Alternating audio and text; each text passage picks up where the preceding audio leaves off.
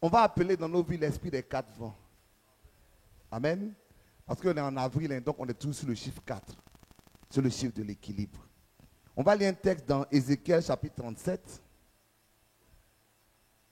Je veux que quelqu'un trouve ça. Et je cherche aussi. Ézéchiel 37. On connaît l'histoire. Hein? C'est l'histoire des ossements desséchés. Ézéchiel 37. J'ai juste pris le verset 9, mais on a le temps, on va tout lire. Verset 1, on peut y aller. La main de l'Éternel fut sur moi, et l'Éternel me transporta par son esprit, et me déposa dans le milieu d'une vallée remplie d'ossements. Il me fit passer auprès d'eux, tout autour, et voici, ils étaient fort nombreux, à la surface de la vallée, et ils étaient complètement secs. Il me dit, fils de l'homme, ces eaux pourront-ils revivre? Violente question. Je répondis, et violente question, ce n'est pas dans la Bible. Hein? Va chercher, ça c'est mon commentaire. Je répondis, Seigneur éternel, tu le sais. Il me dit, prophétise sur ces eaux et dis-leur, ossements desséchés, écoutez la parole de l'Éternel. Ainsi parle le Seigneur l'Éternel à ses eaux. Voici, je vous fais entrer en vous un esprit nouveau et vous vivrez. Je vous donnerai des nerfs, je ferai croître sur vous de la chair, je vous couvrirai de peau, je mettrai en vous un esprit et vous vivrez. Et vous saurez que je suis l'Éternel. Je prophétisais selon l'ordre que j'avais reçu. Et comme je prophétisais, il y eut un bruit. Et voici, il se fit un mouvement.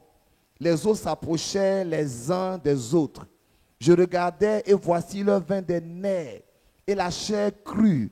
Et la peau les couvrit par-dessus. Mais il n'y avait pas en eux d'esprit. Il me dit, prophétise et parle à l'esprit. Prophétise, fils de l'homme, et dis à l'esprit, ainsi parle le Seigneur l'Éternel. Esprit vient des 4 vents, souffle sur ces morts et qu'ils revivent. Je prophétisais selon l'ordre qu'il m'avait donné, et l'esprit entra en eux et reprit vie et se tint sur leurs pieds. C'était une armée nombreuse, très nombreuse. Que Dieu bénisse sa parole. Bien-aimés, nous traversons tous des situations qui ressemblent à des ossements. C'est-à-dire qui peut-être aux yeux des hommes et à nos propres yeux sont insolubles. Si elles ne sont pas insolubles, en tout cas c'est un challenge que nous relevons avec difficulté. Ces situations peuvent être financières. Quand tu as des projets pour lesquels tu as besoin d'un financement qui te dépasse, et quand tu calcules le financement et puis le projet dit, bon, ça là je ne vais jamais faire. Ces situations peuvent être physiques. Quand le médecin te donne de nouvelles carabinées, ça peut être familial comme ton fils ou quelle est ta famille dans une difficulté particulière et tu n'as pas la solution. Ça peut être marital. Quand tu traverses la désillusion, ceux qui ont fait le cours de mariage savent de quoi je parle. Voilà. La désillusion dans le foyer. Et quand la désillusion arrive, tu te poses toutes sortes de questions. C'est que si nous traversons tous des situations et des challenges qui ressemblent à ces ossements. Et c'est tellement compliqué que Dieu pose une question à Ézéchiel. Et quand Dieu pose une question, il s'attend à une réponse très simple. La question est simple. Hein?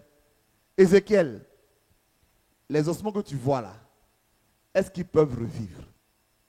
La réponse est oui ou non. Mais qu'est-ce que Ézéchiel répond? Il dit, Seigneur, toi seul tu sais. Parce que si je veux dire mon esprit humain là, je vais dire, c'est pas possible. Et en parenthèse, quoi, il se dit, quand je dis c'est pas possible, tu vas te fâcher avec moi. Hein? Comme je n'aime pas parler de Dieu, ce que tu me demandes, nous deux, on sait que ce n'est pas possible. Et puis tu me demandes, donc toi seul tu sais. Et Dieu dit, et nous le savons tous, rien n'est impossible à Dieu. Dis Amen. Rien n'est impossible à celui qui croit. Dis Amen. Quel que soit les situations que tu traverses, Dieu est capable de changer la situation. Dieu est capable d'intervenir. Dieu est capable de faire un miracle. Tout à l'heure, je chantais quelle chanson en introduction? Ne t'ai-je pas dit que si tu crois, tu verras ta gloire? Je pense que quelqu'un va voir la gloire de Dieu ce matin. Que si une situation semble compliquée dans ta vie, insoluble, ou bien que ce soit un challenge qui est trop fort pour toi, fais confiance à Dieu. Dis à quelqu'un, fais confiance à Dieu. Dis-lui bien, je ne sais pas pourquoi j'insiste ce matin, mais je veux dire à quelqu'un, fais confiance à Dieu. Voilà. J'ai appris à faire confiance à Dieu. J'ai appris à regarder les situations avec un œil différent. Parce que si Dieu me dit, quand je suis venu ici au début, et que Dieu me dit, mon fils, est-ce que tu pourras construire une église ici? Je dirais, Seigneur, toi seul tu sais. Ou bien, Stan, quand on est venu ici au début là, et Seigneur, toi seul tu sais. Mais quand je regarde là, j'ai mal à la tête. Mais, je sais que ça va arriver. Je ne sais pas quand ni comment, mais c'est que ça va arriver. Et toi aussi, si tu as quelque chose qui est un challenge dans ta vie, je proclame que Dieu va te visiter. Que ce soit un challenge familial, Dieu va te visiter. Que ce soit un challenge financier, Dieu va te visiter. Que ce soit un challenge professionnel, Dieu va te visiter. Que ce soit un problème de travail, Dieu va te visiter. Et quand Ézéchiel répond à Dieu, toi-même tu sais, Dieu va faire revivre ses ossements, mais en deux phases. Dans la première phase, ce que Dieu demande, c'est la foi et l'action d'Ézéchiel. Il dit prophétise. Alléluia, parle. Ne reste pas muet, ne reste pas sans force, prophétise. Moi, je vois ça comme l'action de la prière. Alléluia. Je vois ça quand tu as un problème difficile, au lieu de pleurer, prophétise. Dis au problème, tu vas changer au nom de Jésus. Dis au problème, mon Père va faire quelque chose. Et quand Ézéchiel a prophétisé, les os se sont reconstruits. Les os sont reconstruits, la chair est revenue, les nerfs sont revenus, mais il n'y avait pas d'esprit. Je pense souvent, on prie, on pense que on a assez prié pour que Dieu agisse. Qui va dire Amen? On sent la bénédiction à côté. Mais c'est comme s'il y a quelque chose qui l'empêche de démarrer. Amen. Même on a reçu des prophéties pour que la bénédiction soit là. Non seulement on a reçu des prophéties, mais même on a des témoignages, on a des tests, on a des signes que ça est là. On sent que ça est là, mais ça ne vient pas. C'est comme ça Ézéchiel est là. Il dit, mais il dit, si il me permet, il dit, ce que tu as fait, c'est trop extraordinaire. C'était des os, aujourd'hui c'est homme. Mais il n'y a pas d'esprit. Et quand il n'y a pas d'esprit, c'est à ce moment-là que Dieu parle à Ézéchiel et dit, ok, maintenant on va faire une deuxième phase. On va amener l'esprit dans ce corps. Que Dieu amène l'esprit dans ta situation.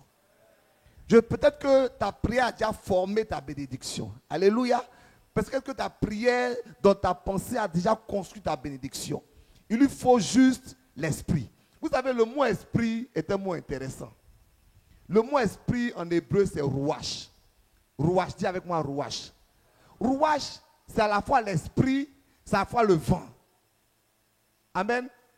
C'est à la fois, dans le verset, quand il dit, par exemple, il dit, c'est à la fois le souffle.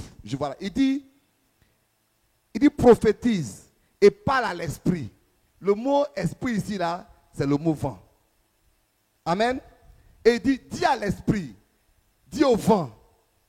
Ainsi parle le Seigneur l'Éternel. Vent, vient des quatre vents. Et puis vent sur ses morts. afin qu'il revive.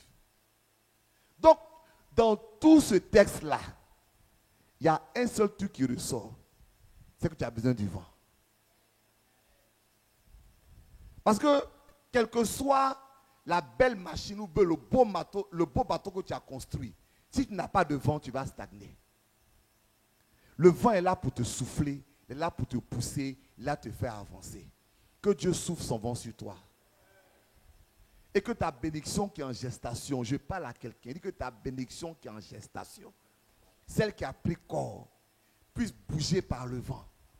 Ce travail qu'on t'a promis puisse être accéléré par le vent. Ce mariage dans lequel tu dois rentrer puisse être accéléré par le vent. Que cette guérison que tu dois manifester puisse être accélérée par le vent. Que ce projet dans lequel tu dois rentrer puisse être accéléré par le vent. Reçois le vent. Que le vent te vente.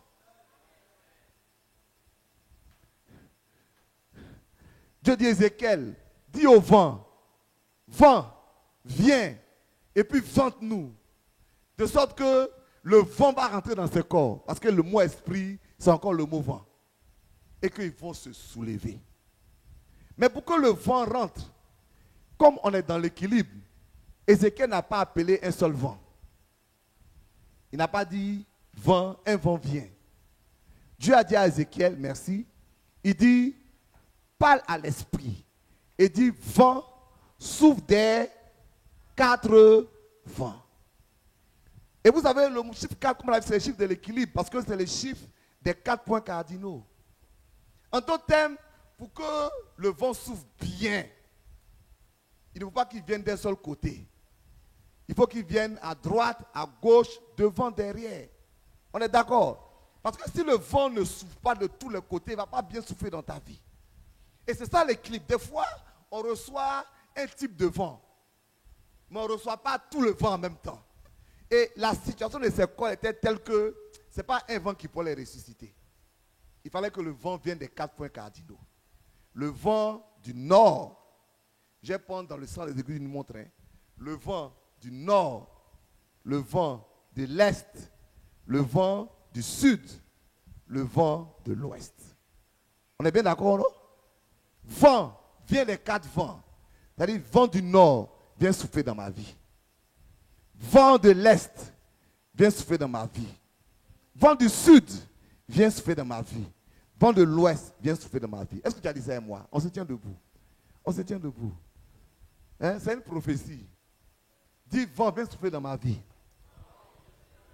Dis, vent du nord souffle dans ma vie. Dis, vent de l'est souffle dans ma vie. Dis, vent du sud souffle dans ma vie. Dis, vent de l'ouest souffle dans ma vie. Que Dieu te bénisse. Merci de que tu aies la foi parce que tu as appelé le vent sans savoir ce que j'allais dire. Que Dieu te bénisse. Sois béni. On va parler maintenant des 4 vents. Et je vais vous donner quelques versets bibliques pour vous dire ce que c'est que ces vents. Commençons par le vent du nord. Dis avec moi, vent du nord. Dans Ésaïe 14, le verset 13, la Bible nous parle de Satan qui avait un projet. Et il dit la chose suivante. Tu disais en ton cœur, je monterai au ciel et j'élèverai mon trône au-dessus des étoiles de Dieu. Je m'assierai sur la montagne de l'assemblée à l'extrémité du septentrion. C'est ce que la Bible dit. Mais le mot septentrion, c'est un mot lourd. Qui sait ce que ça veut dire? Ça dit le nord. Il dit, je veux prendre position sur ton trône Dieu. Et où est-ce que ton trône se trouve? À l'extrémité du nord. Donc le vent du nord est le vent qui vient du trône de Dieu. Le vent du nord vient du trône de Dieu. Et pourquoi est-ce que le vent du nord doit souffler dans ta vie? Parce que le trône égale autorité, égale responsabilité, égale seigneurie. Quand tu as une situation difficile et que tu veux qu'elle se solutionne, appelle le vent du nord. Dis Amen. Ce que le vent du nord va faire, c'est te montrer la direction de Dieu. C'est te montrer la seigneurie de Dieu. C'est te montrer ce que Dieu veut. Car si tu ne reçois pas le vent du nord, tu peux demander des choses que Dieu ne veut pas. Tu peux prendre des décisions que Dieu ne veut pas. Mais tu sais, quand tu cherches un travail et que tu as besoin d'un travail, que tu vas appeler le vent du nord, Dieu va t'indiquer le type de travail qu'il veut pour toi.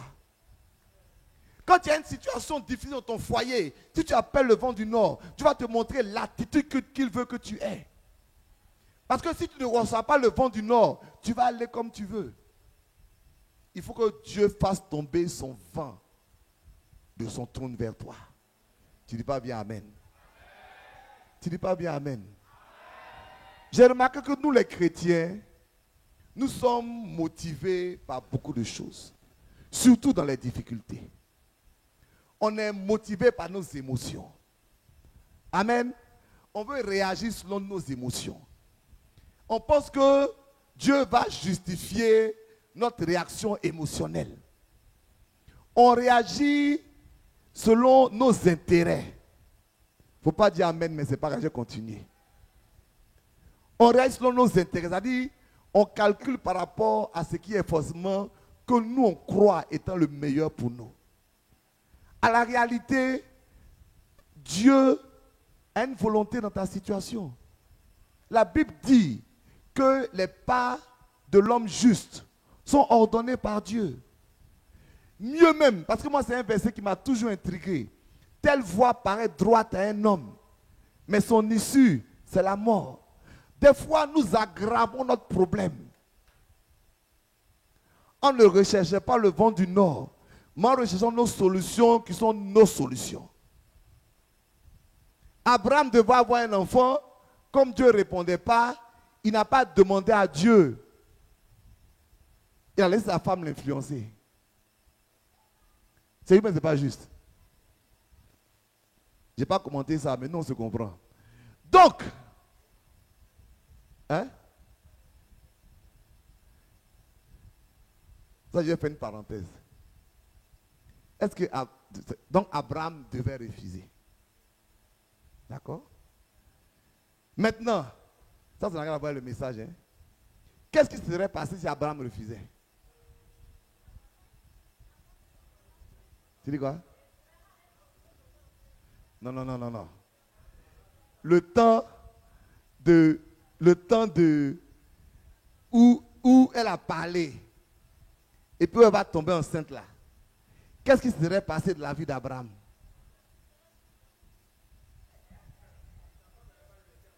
Clair. Pour une raison très simple.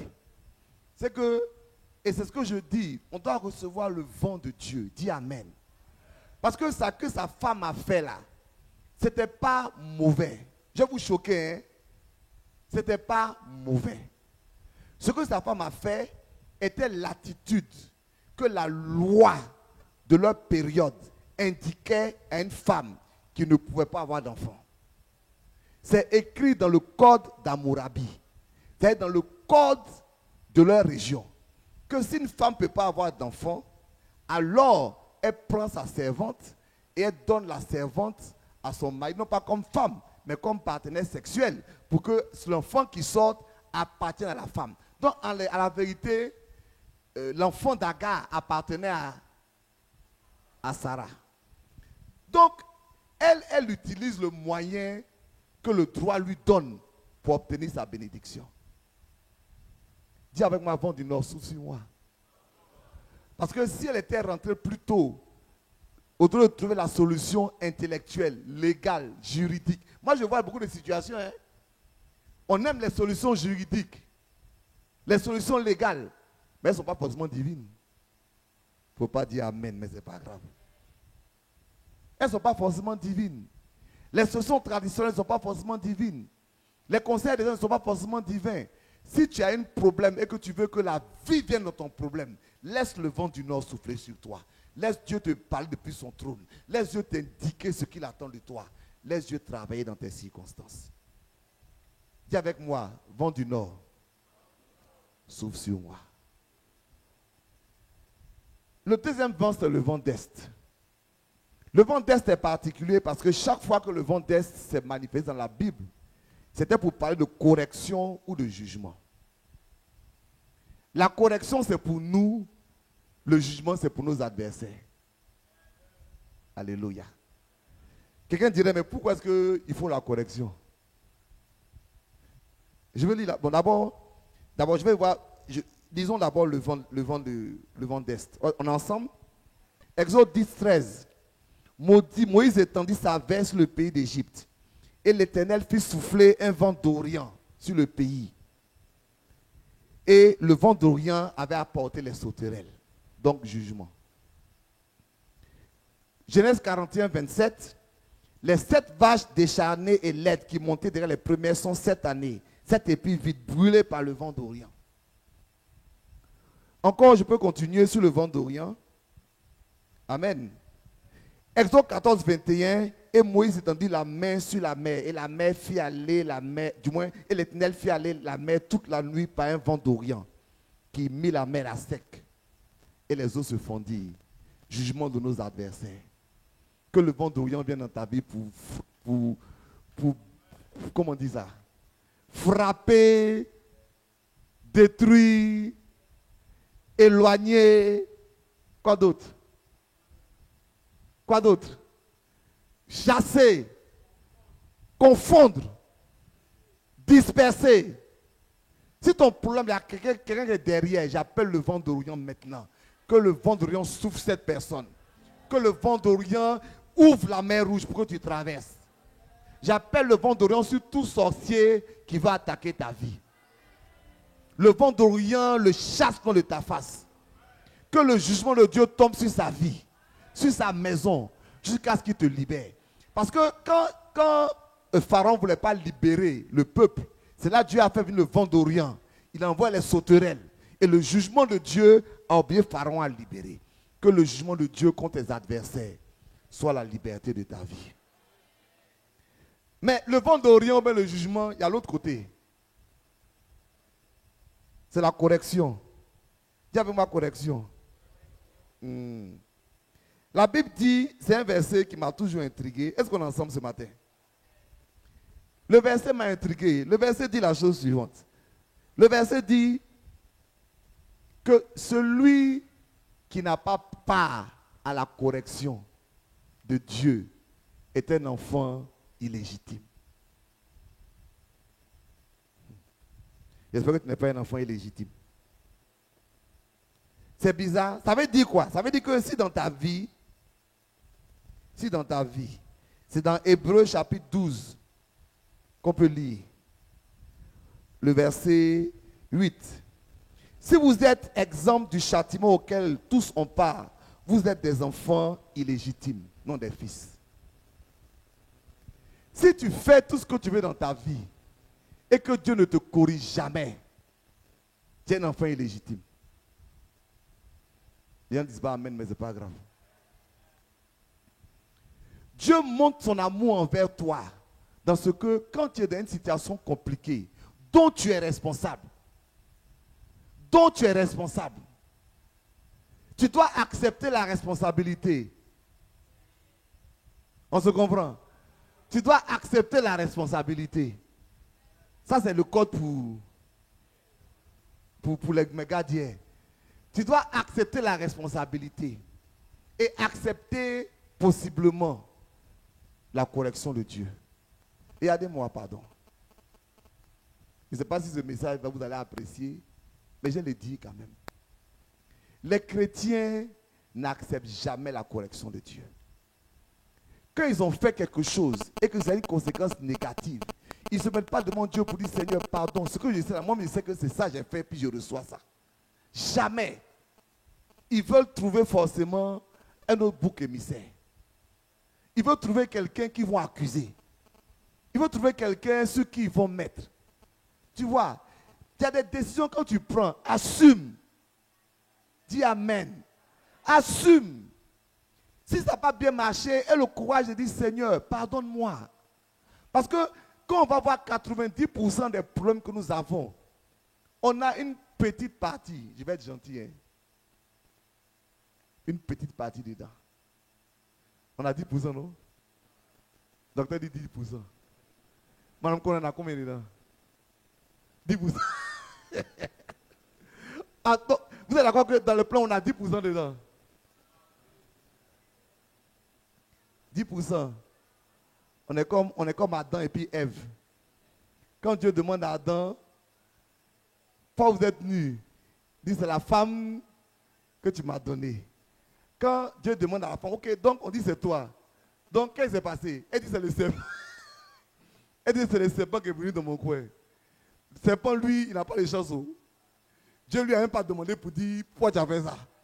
Dieu est tombé sur le serpent en même temps. Il dit comme tu as fait ça, voilà ce qui va arriver. Mais, ce que nous devons comprendre, c'est que si demain, le serpent peut dire à Jésus, pendant la tentation, adore-moi, parce que tous ces royaumes m'ont été donnés, c'est parce que tous les responsables se sont déchargés sur lui. Et il s'est retrouvé avec une responsabilité qu'il devait assumer. On demande à la femme, à l'homme, il n'a pas demandé pardon à Dieu. Hein. Il n'a pas dit Dieu vraiment, j'ai déraillé. Ce que tu m'as donné là, je n'ai pas dit. On demande à la femme n'a pas dit, hé, j'ai été tenté. On demande le serpent, c'est lui qui n'a rien dit. Celui qui ne dit rien là. Hein? Oui, c'est lui, celui qui dit, bon, c'est moi. C'est lui qui prend l'autorité. Que Dieu nous aide à ce que quelquefois nous recevions le vent d'Est. Dis Amen. On dit celui qui n'est jamais corrigé est un enfant illégitime. Si tu es dans l'adultère, que tout se passe bien pour toi, c'est que Dieu ne t'aime pas. C'est que Dieu ne t'aime pas. Parce que si Dieu t'aimait, il allait te frapper un peu. Si tu es malhonnête dans ton travail et puis tu t'enrichis, c'est que Dieu n'est pas content de toi. Je me rappelle tous ces témoignages. J'étais jeune, marié et ma maman travaillait à l'ECI, on appelait l'ECI dans le temps. Maintenant c'est devenu la CIE. Ils avaient les voitures réformées et ces voitures réformées là, elle m'a offert une voiture. Mais elle m'a dit, ah, il n'y a pas papier. Je lui ai dit, ah, bon, donne-moi ce que je vais me défendre. Donc la voiture était garée. Et il y avait une évangélisation. J'étais en train de faire les papiers. Je faisais les papiers de la voiture. Et il y avait une évangélisation et il fallait transporter les instruments. Et j'ai fait cette prière. Je vous promets, Seigneur, je ne dois pas conduire la voiture. Mais toi, tu sais que c'est pour toi. Donc, pardon, laisse-moi, je vais aller prendre le matériel. Je suis parti pour me dire, je suis venu net, le policier m'a arrêté, pris. On dit les pièces. Je suis parti. Il dit, ah Seigneur, toi aussi. C'est pour toi. C'est pour toi. Et puis là, j'ai dit, j'ai dit, mais tous les gars qui roulent sans pièces là, tu ne l'as pas vu. Une seule fois, Seigneur, une seule fois. J'ai roulé, on m'arrête. Et c'est ce que Dieu me dit. Il dit, ceux qui sans pièces là, c'est pas comme toi. Oh. Eux peuvent rouler sans pièces, je ne vais rien leur faire. Mais toi, roule sans pièces, tu vas voir ce que je te fais. Ah! Donc, les autres peuvent faire les choses. Ce n'est pas des enfants légitimes de Dieu. Ce n'est pas des enfants, c'est des enfants illégitimes. Dieu va les laisser faire. Il ne faut pas voir le païen pour dire, il fait ça, puis il lui arrive. Lui, c'est un païen. Amen. Dieu, à la limite, j'ai un peu grave. Dieu s'en fiche de sa destinée. Regarde, quand tu es dans une famille, quand un enfant qui parle, tu dis, mais si c'est ton enfant, ce n'est pas la même chose. Est-ce que c'est la même chose? Donc toi, tu es un enfant de Dieu. Quand Dieu te regarde là, il dit, eux là, ils vont faire ça. Mais toi là, si tu t'amuses à faire ça, tu vas voir ce qui va t'arriver. Que Dieu nous donne d'être des enfants légitimes. Dis Amen. Dis Amen. Dis à ton frère, un enfant légitime. Et un enfant légitime accepte la correction. Quand Dieu le frappe, il prend et dit, Seigneur, moi je sais qu'il est déraillé. Pour m'aider, je vais changer, je vais changer. Dieu te promet, je vais changer. Mais toi seul, tu ne changes pas. Les gens ne changent pas et puis ils se plaignent. Ils se plaignent. Et puis quand tu les attends, dis, mais les autres font ça, ils gagnent leur mais tu n'es pas les autres. Tu n'es pas. Si tu fais et puis rien ne t'arrive, c'est que tu es un enfant illégitime. Quand Dieu calcule tes enfants, il ne te met pas dedans. Et puis, je vais vous dire quelque chose. Hein. Est-ce qu'on est ensemble? Dieu dit à celui à qui on a beaucoup donné, on demandera beaucoup. Au début, il laissait. Ben, tu étais bébé.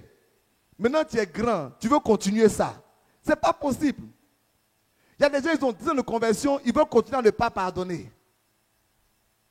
Et lui, il m'a fait ça, il ne peut pas laisser. Dieu pourrait laisser que tu aies 10 ans de conversion, tu ne veux pas pardonner. Quel choc. Vendez vient dans ma vie. Je sais que vous n'avez pas envie de répéter, mais pardon, aidez-moi.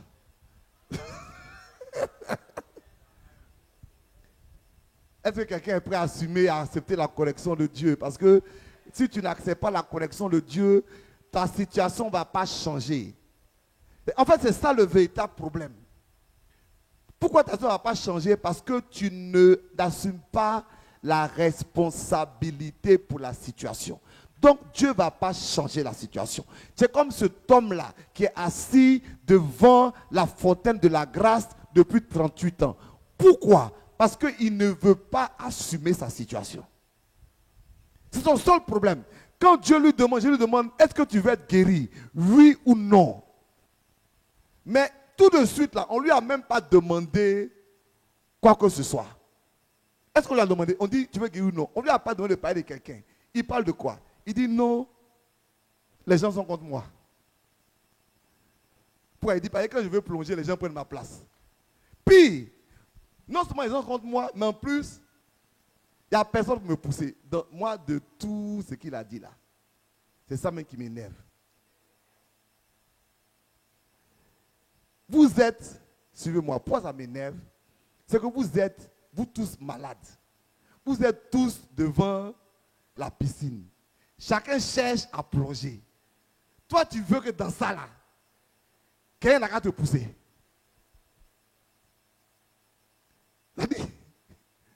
Mais on rit, mais on est comme ça. Il y a des gens, dans tout ce qu'ils veulent dans la vie, on n'a qu'à les pousser. On n'a qu'à les pousser. Il n'y a personne pour me pousser. Vraiment, si j'avais quelqu'un pour m'aider, j'allais dire comme ça. C'est n'importe quoi. C'est n'importe quoi. Si tu veux quelqu'un pour t'aider, personne ne t'aidera.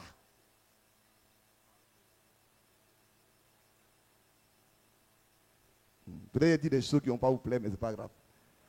Je dis souvent, j'entends les femmes m'aller, mon mari, dit mon ami, si tu ne veux pas prendre ta vie en responsabilité, et, hein?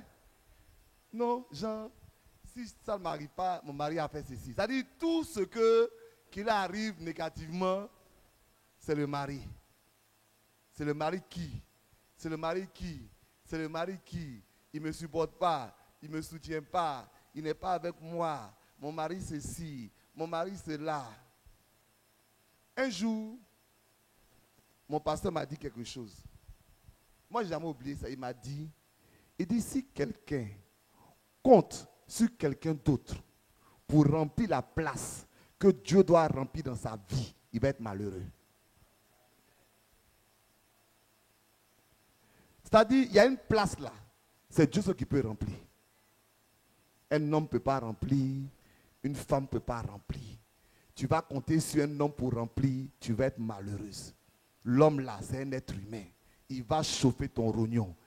Il ne va pas remplir. Tu comptes sur une femme pour remplir, elle ne va pas remplir. Ça te dit, ma femme est comme ça, ma femme est comme ça. Laisse tout ça. Seul Dieu peut remplir le vide qui est dans ton cœur. Et si tu vas avancer, prends ta responsabilité et avance. Que Dieu te bénisse. Dis, Vendès, viens dans ma vie. Le Seigneur dit dans le Nouveau Testament, il dit, quand vous voyez le vent du sud arriver, ça veut dire qu'il va faire chaud. Alléluia. Il y a une restauration que Dieu veut apporter dans ton âme. Tu sais, quand une situation dure, ce qui se passe, c'est que tu commences à rentrer dans la froideur. Cette énergie que tu avais au début pour pouvoir faire les choses, elle diminue. Cette envie que tu avais par rapport à ça, dans le foyer, donc c'est parti. Ça dit, la flamme n'est plus là. Il faut dire à ton mari, le pasteur ne parle pas de toi, il parle de quelqu'un qui n'est pas venu à l'église ce dimanche. Hein? La flamme n'est pas là, non? la flamme n'est plus là. L'envie n'est plus là. Même des fois, l'énergie spirituelle n'est plus là. Même l'envie de prier pour ton mariage n'est plus là. L'envie de prier pour ton travail n'est plus là. Cela dit, ah, c'est pas grave. De toute façon, si c'est comme ça, c'est comme ça. Non, non, non, mon frère. Tu as besoin de la chaleur du vent du sud. Dis Amen. Pour que la vie de Dieu soit restaurée en toi. Que l'envie de voir Dieu travailler soit là. Que la foi soit renouvelée. Que l'énergie soit renouvelée. Est-ce que je parle à quelqu'un? Dis, vent du sud, souffle dans ma vie. Donne-moi de rêver à nouveau. Donne-moi de croire à nouveau. Donne-moi de prier à nouveau. Donne-moi de ne pas abandonner. Donne-moi l'énergie qu'il faut pour que ce que tu as promis faire, tu puisses le faire. Je vais entendre un Amen. Je vais terminer. Car il y a un vent qui doit venir de l'ouest. Alléluia. Jésus dit, quand vous voyez le vent de l'ouest qui arrive, c'est que la pluie arrive. Donc, quand tu laisses le vent tourner dans le bon sens, c'est que la pluie arrive bientôt. Il y a une bénédiction qui arrive dans ta vie. Il y a une restauration qui arrive. Il y a une grâce qui arrive. Dieu s'apprête à faire quelque chose de nouveau dans ta vie. Dis avec moi, la pluie arrive. Tu vois, c'est là qu'on parle de l'équilibre. Si tu veux que la pluie arrive sans que tu reçoives les instructions de Dieu, elle ne viendra pas. Si tu veux que la pluie arrive sans que tu ne corriges ce que tu dois courir dans ta vie, elle ne viendra pas. Si tu veux que la pluie arrive sans que tu puisses demander à Dieu de donner la force de prier, l'énergie de prier, la foi pour la prière, elle ne viendra pas. Mais quand tu laisses les vents tourner dans ta vie, alors Dieu envoie le vent de l'ouest. Une grande pluie dans ta vie. Ce matin, je veux croire que quelqu'un va recevoir la pluie de Dieu dans sa vie. Tiens-toi debout, bien-aimé. Est-ce que ces eaux vont revivre? Est-ce que ces eaux vont revivre? Est-ce que ces eaux vont revivre, bien-aimé? Alors, fils de l'homme, appelle l'esprit des quatre vents. Dis au vent du nord, viens souffler. Seigneur, je veux recevoir de toi une indication. Je veux recevoir de toi une vision. Cette situation, quand je la vois, je peux la gérer de ma manière. J'ai envie de la gérer de ma manière, mais ma manière n'est pas forcément la bonne manière. Ma manière est certainement la manière de mes sentiments. C'est la manière de mes émotions. C'est la manière de ma tradition. Mais je sais que de ton trône, Seigneur, tu as un plan. Parce que la Bible dit que Dieu, en même temps que l'épreuve, a toujours trouvé le moyen de s'en sortir. Est-ce que tu sais ça? Donc, avant la situation, Dieu sur son trône, il a une solution. Et il attend que tu lui demandes. Le mot vent, c'est aussi le mot messager. Il y a un message qui va quitter du trône pour venir t'atteindre. Il va te dire, mon fils, fais comme ceci. Ma fille, fais comme cela. Vent du nord, viens dans nos vies. Vent d'est, viens dans nos vies. Dis-moi, vent d'est, viens dans mon vie. Dis, vent d'est, viens dans ma vie. Tu vas venir pour frapper mes adversaires. Tu vas venir pour frapper l'opposition. Mais tu vas venir aussi me corriger quand je suis dans l'erreur. Me corriger, me montrer le chemin. Ne pas me laisser continuer à faire des choses que tu n'apprécies pas. Oui, Dieu t'aime. Si tu es sur le mauvais chemin, il faut qu'il te corrige. Parce que tu es un enfant. S'il ne te corrige pas, c'est que tu es un enfant illégitime. Dieu ne t'aime pas, mais c'est que Dieu t'aime. Dis, vent d'est, viens dans ma vie. Dis avec moi, vent du sud, viens dans ma vie. C'est-à-dire, pour recevoir ma bénédiction, j'ai besoin d'une énergie, j'ai besoin de chaleur. C'est dur, donc je suis devenu froid. C'est dur, donc il y a quelque chose qui est parti. Quelque chose est parti dans mon adoration. Quelque chose qui est parti dans mon mariage. Quelque chose est parti dans mon service pour toi. Quelque chose qui est parti dans mon envie pour ce projet. Quelque chose qui est parti dans la force même que je veux mettre. Vent du sud, réchauffe-moi. Alléluia. Enlève le froid là. Et puis donne-moi d'être chaud comme avant. Amen. Donne-moi d'être chaud comme avant. Chaud pour mon foyer, chaud pour mes enfants, chaud pour mes finances, chaud pour ta grâce, chaud pour ton église. Bon du souffle dans ma vie. Tu vas dire, vent vient de l'ouest. Apporte la pluie. J'ai besoin maintenant de la pluie. J'ai besoin de la restauration. J'ai besoin de la bénédiction. J'ai besoin que mes eaux revivent.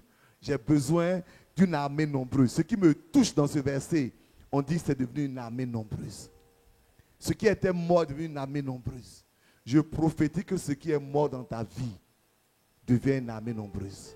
Je prophétise que ça devient une armée efficace, une armée vivante, une armée pour ton foyer, une armée pour tes finances, une armée pour tes affaires, une armée pour ton ministère, une armée pour ta famille, une armée pour tes enfants, une armée nombreuse. Que Dieu te bénisse abondamment et que Dieu bénisse sa parole. Que Dieu soit béni. Amen.